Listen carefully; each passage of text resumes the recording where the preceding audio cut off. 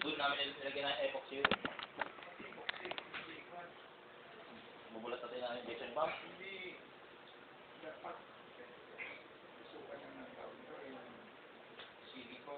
Hindi yung brad eh. Masyadong makilid na yung ano. Testa niya. Wala na ng paraan. Lana, ang may tulo niya original. Yung sa may kanan, sa likod. May tumutulong yung sa kanan na. Dito yung para sa puti, yung tulo. Dito sa tagiliran ng block. Dito yung block. Dito injection pump, diba? Dito sa likod niya. Sa likod niya, meron. Para sa puti. Pero hindi na siya yung gaya ng dati na bumubuhos pag bago start. Eh, kailangan pull down talaga yan.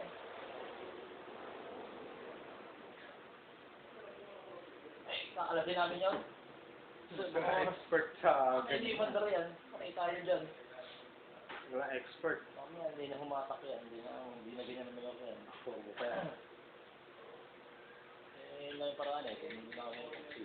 Pwede doon sa ano na. Doon. Nakalibre. Alam nila paano kalasin yan eh. Saka madami yung kami ko doon. Pero kung hindi naman tumulo na ng ganung ano yung pinapano na eh, pwede na yan. Tulo nga yan. So yung bagong start lang naman nila yung tutulo. Pero hindi dito yan. Alam. Kaya may lanam na eh.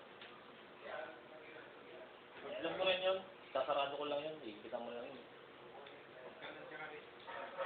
Akala ko nag-usap kayo kaya hindi ako.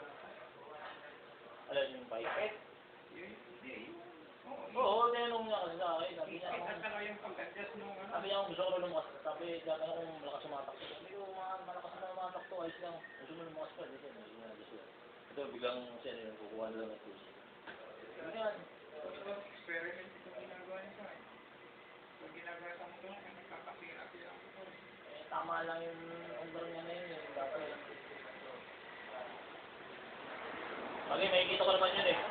Kung gusto niyo dating makinis sa tornado, kung may bago ko kasi binukan niya yun. Luwagan eh.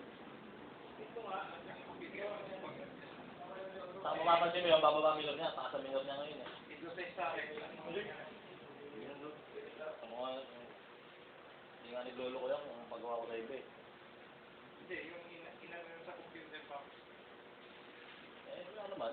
Pinagpindot-pindot na lang. Yung mga dilit-dilit niya. Wala naman yan.